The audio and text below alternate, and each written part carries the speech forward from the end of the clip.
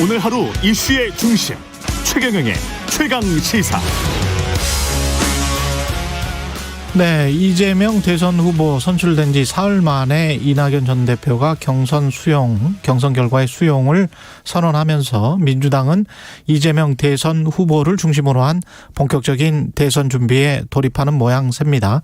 그러나 화학적인 결합까지 담보하는 그런 원팀 구성은 아직까지도 잘 안 되고 있는 거는 사실이고요. 경선 내내 이재명 후보 옆을 지키고 있죠. 수행실장입니다. 이재명 캠프에. 예, 김남국 의원님 나와 계십니다. 안녕하세요. 네, 안녕하세요. 예. 살고 싶은 도시 생생도시 안산 단오늘 김남국입니다. 예, 안산 단오늘은 예, 홍보를 하셔야 되니까. 네. 경선 캠프는 해단식을 했습니까? 네, 그러면? 온라인으로 조촐하게 해단식을 했습니다. 예. 네.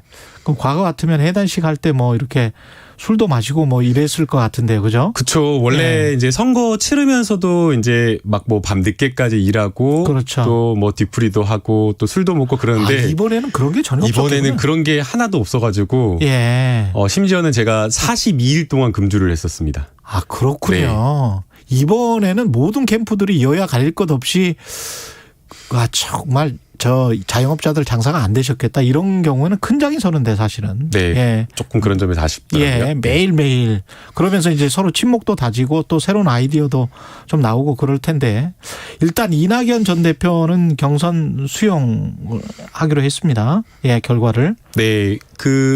이 신청에 대한 결과가 나오자마자 이제 이낙연 대표님의 그 메시지가 나왔는데요. 예. 아무래도 이제 결과가 어떻게 나오느냐에 따라서 이제 승복 메시지를 준비하고 계셨던 것 같습니다. 예. 이제 존경하는 후보님께서 이제 흔쾌히 이제 함께 해주시기로 하셨다라는 점에서 역시 이제 우리 당의 큰 어른이시다라는 그런 생각이 들고요.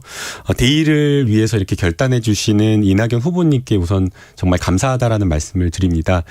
또 이제 그 메시지를 보면 110여일 동안 경선을 함께 해주신 우리 당원들 그리고 지지자분들께 또 위로의 말씀을 또 전해주셨고 또 무엇보다 중요한 것이 민주정부를 함께 만들어가는 것이 매우 중요하다라고 하면서 이것을 위해서 더 노력하자라고 해주셨는데 그 말씀에 아마 다 거든요. 이거 같은 경우는 계속 진행될까요? 어떻게 보십니까?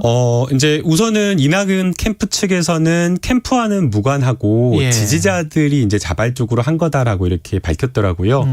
아마 이제 지지자분들 입장에서는 바로 이제 좀 승복하기는 좀 어려웠던 것 같습니다. 예. 그래서 법적 절차를 밟겠다 하는 것으로 보이고요. 이제 다만 이제 법률적인 것을 좀 검토를 해보면 우리 이제 특별당규 대통령 경선과 관련된 특별당규를 보면 이의 신청이나 재심과 관련된 절차가 없습니다. 그래서 이것을 법원으로 가져간다고 하더라도 소외의 이익이 없어서 이제 가처분 신청이 받아들여지지 않을 가능성이 매우 높고요. 그러나 이것은 어떤 법률적인 어떤 문제는 아니라고 보입니다. 예. 결국에는 좀 시간이 좀 있어야지 그렇죠. 지지자들도 마음이 좀 풀어지는 어떤 그런 측면이 있기 때문에 예. 조금 더 시간이 흘러가야지 되지 않을까라는 좀 생각이 듭니다. 예. 그런데 그 시간이 흘러서 화학적인 결합은 가능하겠습니까? 어떻게 해야 될까요? 우선은 뭐 좀 시간적 여유가 좀 필요하다라고 생각이 들고요. 그리고 또 서로 간에 이제 마음이 풀어진 다음에 서로를 이제 품어내는 그런 어떤 일이 있어야 된다라고 생각이 됩니다. 그래서 아마 두 분 후보자님께서 빠른 시일 내에 만나야죠. 어떤 그런 어떤 일정이 좀 있지 않을까라는 그런 생각이 됩니다. 예. 그 이해찬 전 대표가 공동 선대위원장을 맡는다는 그런 보도도 나온 것 같은데 그거는 사실입니까? 이제 다양한 분들이 이렇게 이야기가 나오고 있고요. 예. 이해찬 전 대표님을 포함해서 여러 분들이 오르고 있는데 지금 확정된 것은 없습니다. 지금 당장은 저희가 이번 주와 다음 주까지 국감 중이거든요. 그래서 이제 사실 저도 지금 한두 시간밖에 못 자고 지금 나온 상황이어서 선거가 아니라 지금 당장은 국감을 치르는 것에 온통 정신이 팔려 있는 상황이라 그렇죠. 예, 선대위 구성보다는 좀 국감 준비 그리고 이제 대장동 특히나 지금 그렇죠. 그 저희 후보도 이제 대장동 국감에 출석해서 18일과 20일 18일과 20일. 행안위와 국토위 국감에 출석한다라고 해서 예. 대부분의 일정을 다 비우고 국감 준비 공부한다라고 하고 있는 상황이어서 저희 뭐 캠프뿐만 아니라 대부분의 의원님들이 각 상임위에서 여러 가지 이제 국감 준비에 매진하고 있는 것으로 알고 있습니다. 그 한쪽에서는 특히 어제 뭐 박용진 의원 같은 경우는 그 정면 돌파가 아니고 정면 충돌이 될 수 있다. 그래서 위험할 수 있다. 우리는 비싼 차고 상대방이라고 하는 건 이제 국회의원들이죠. 그러니까 상대방 후보 국회의원들이야 뭐 아무리 공격을 뭐 아주 좀 심하게 한다고 하더라도 별로 상처를 안 입는 상황이고 대선 후보는 한 명이기 때문에 민주당 입장에서는 그 비유가 적절한 것 같아요. 네, 예. 제가 국감을 몇 번 이제 지난해 치르고 올해 이제 치르고 보는데 예. 올해 질의가 특히나 그렇더라고요. 예. 보니까 구체적인 어떤 객관적인 근거를 가지고 질의하는 것이 아니라 예. 그리고 또 심지어는 의혹 제기하는 것이 아니라 아예 확정적으로 판결 선고를 해버립니다. 아예 죄를 지었다라고 그렇죠. 하고 이미지 씌우기죠. 예, 그래서 일종의. 프레임을 씌워놓고 예. 아예 확정적으로 단언적으로 선언하듯이 이미지를 만들어놓고 공격을 하고 정치 공세를 하다 보니까 예. 박용진 의원 입장에서는 그게 정치 공세의 장인데 굳이 나가서 저런 똥차들의 공격을 받아야 되느냐. 우리 비싼 차 좋은 후보가 나가가지고 거기에 네. 이제 충돌하면 비싼 차만 손해고 흠집을 받을 텐데 거기에 굳이 나갈 필요가 있느냐라는 그런 입장인 거고요. 그러니까요. 예, 실제 이제 그 월요일 날 당 지도부와의 미팅에서도 송영길 대표를 포함한 많은 그 최고위원들이 당의 후보가 되었기 때문에 지사로서 거기 국감장에 나가서 정치 공세에 빠질 필요가 없다. 야당들은 거기 이제 국감장에 나오는 순간 옳다구나 잘 됐다라고 하면서 모든 어떤 정치 공세로 흠집 내기에 혈안이 되어서 모든 것을 퍼부을 텐데 굳이 그럴 필요 없다라고 하면서 후보를 보호하는 입장이었는데 예. 뭐 잘 아시다시피 저희 후보는 책임감 그리고 무엇인가 어떤 문제가 있다라고 한다면 그걸 피하지 않고 돌파하는 어떤 그런 스타일이기 때문에 바로 뭐 자고 우면하지 않고 하루도 안 걸려서 그 다음 날 오전에 돌파하겠다라고 하면서 긴급 기자회견을 했던 것으로 알고 있습니다. 수행실장 입장에서는 이걸 뭐 고안하셨거나 그랬을 것 같지는 않고 그 찬성하세요? 속으로는 어떻게 생각하세요? 저는 국감에 나가는 게 이재명답다라고 하고 예. 지도부와는 다른 의견을 드렸습니다. 아, 그래요? 네. 아, 지도부는 반대를 했는데. 근데 이준석 그 국민의힘 당대표는 지금 현재 상황을 봤을 때는 최소한 무능 또는 부패이기 때문에 하나의 프레임에는 걸려 있다. 이게 대장동과 관련해서. 그래서 뭘 못 챙겼다면 그리고 그만큼 개발 이익을 환수를 못했다면 예. 이거 무능 아니냐. 예. 부패는 나중에 좀 검찰 수사나 이런 걸 봐야 되겠고 뭐 이런 이야기인데 어제 어떻게 보십니까? 기사 말씀하신 거죠. 그렇죠. 어제 제가 그 기사를 보고 예. 기사를 여기에서 최경련의 최강시사에 나와서 이야기한 거예요. 그러니까요. 그래서 저는 처음에 그 기사를 클릭하고 국민의힘 이야기인 줄 알았어요. 아니 국민의힘 이준석 대표. 그게 국민의힘 이야기인 줄 알았어요. 이재명 지사 이야기가 아니라 예. 국민의힘 이야기인 줄 알았어요. 국민의힘 곽상도 의원 50억 받은 의혹과 관련되어서 예. 국민의힘의 어떤 여러 가지 무능과 부패 프레임에 빠져 있어서 본인의 국민의힘 본인의 난처함을 이야기한 줄 알고 클릭했더니 예. 엉뚱한 이야기를 했더라고요. 이 엉뚱한 이야기구나. 예, 그래서 이게 좀 뭐 잘못 봤다라는 예. 생각이 들었고요. 그리고 이제 또 이제 박영수 의원이 국감장에서 50억 클럽 이렇게 또 깠잖아요. 예. 예, 근데 이제 박수영 의원님, 예. 박수영 의원님이 그 50억 클럽 명단을 깠는데 그것도 까고 나서 보니까 대부분 다 국힘당이라고 할 수 있는 야당과 관련된 인사이거나 아니면 또 야당과 가까운 사람들의 이름이 명단이 나왔기 때문에 이름 부분과 관련되어서도 굉장히 논란이 많이 됐던 거죠. 네. 그래서 딱 그 명단이 나오자마자 저희 법사위에 계신 많은 선배 의원님들께서 저한테 딱 조언을 해주시더라고요. 김남국 의원. 이런 걸 바로 우리 당에 그러니까 바로 우리 적진이 아니라 우리 편에다가 폭탄을 던지는 거라고. 이런 거 조심해야 된다고. 아니 근데 예. 이제 국민들이 이렇게 생각하는 일반적인 여론조사나 이런 거를 보면 이 행정가로서 이재명 성남시장에게 책임이 더 있다. 이거는 분명히 이제 나온 여론조사는 있고요. 그런 지금 말씀하시는 건 이제 법적 카르텔을 말씀하시는 거잖아요. 물론 이제 그런 측면도 분명히 있습니다. 예, 굉장히 복합적으로 있다고 생각이 됩니다. 그러니까 이게 도시개발과 관련되어서 쭉 보면 도시개발 부담금을 21년 동안 부담한 게 얼마 되지 않아요.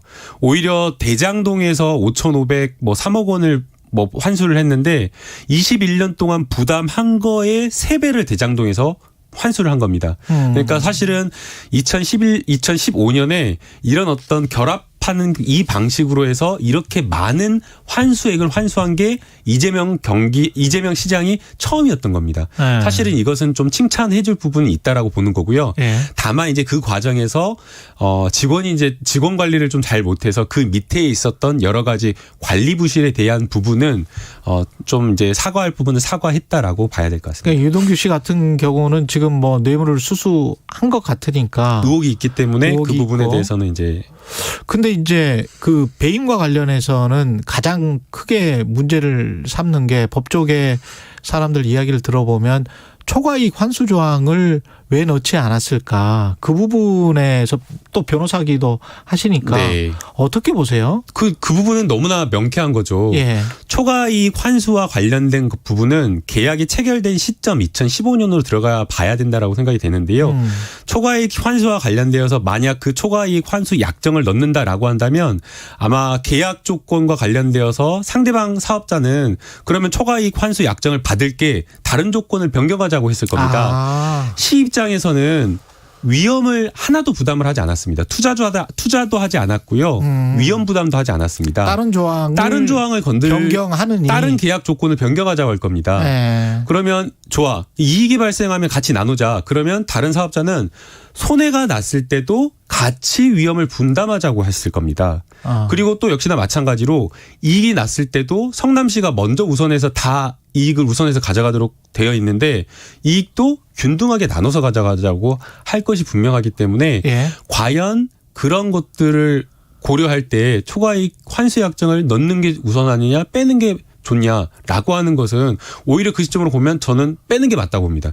계약 시점이 2015년 3월이었는데요. 그때는 아파트 가격이 폭등할 거라고 예측을 못했습니다. 예. 지금 시점으로 보니까 막 천정부지로 막 수배, 3배, 4배 올라가지고 이런 어떤 많은 엄청난 이익이 날 거라고 본 것이지 그 시점으로 돌아가면 오히려 성남시가 5,503억 원이라고 하는 이 확정 이익을 우선해서 확보하고 그리고 위험과 관련된 부담은 손해가 나더라도 모든 손실과 관련된 부분은 사업자가 다 떠안고 그리고 투자도 다 모든 비용 부담도 사업자가 다 해라. 이게 더 저는 합리적인 계약이었다고 봅니다. 그리고 이재명 성남시장이 책임이 어느 정도 있느냐, 배임이 있느냐 없느냐 이게 이제 핵심 중에 하나고 또 다른 핵심이 이제 법조 카르텔 이 사람들이 특히 뭐 곽상도 의원 같은 경우는 아들이 50억을 받은 게 이제 나왔으니까요. 근데 그거는 이제 회계 처리를 그쪽에서 했단 말이죠. 화천대유가. 그렇다면 이게 죄가 안 되는 건가? 이거는 대법원의 여러 판례들이 있는데요. 법적으로 합법화해서 여러 가지 형식적으로 예컨대 성과급으로 해서 합법화해서 처리해서 뇌물을 줬다고 하더라도 거기에 대가성이 있다거나 직무 관련성이 있는 것이다라고 하면 충분히 뇌물로 처벌이 되는 사례들이 판례들이 너무나 많습니다. 아 그렇군요. 네. 다른 그 법적 카르텔과 관련된 50억 클럽과 관련된 것은 검찰이 수사를 제대로 할지도 사실은 좀 의문이고요. 해야 됩니다. 네, 그러니까 되게 보면 검찰이 검찰과 관련된 사건들 다 봐준 경우가 많았거든요. 예. 실제 대장동과 관련되어서도 박영수 특검이 2011년에 그 A씨라는 사건 부산저축은행에 대출 알선한 사건을 맡았었거든요. 그렇더라고요. 네, 근데 변호사였고. 네, 그랬는데 그거를 공교롭게도 윤석열 중수 이과장이 또 그 사건만 기소가 안 됐어요. 안 됐어요. 근데 1,000억 정도가 대출 대장동. 금액이 1,155억 원이나 되는 엄청난 큰 부실 대출이었는데도 불구하고 그랬는데 아예 참고인 조사만 하고 봐줘버렸거든요. 뭐 왜 봐줬는지는 모르겠지만 어쨌든 이해 불가입니다.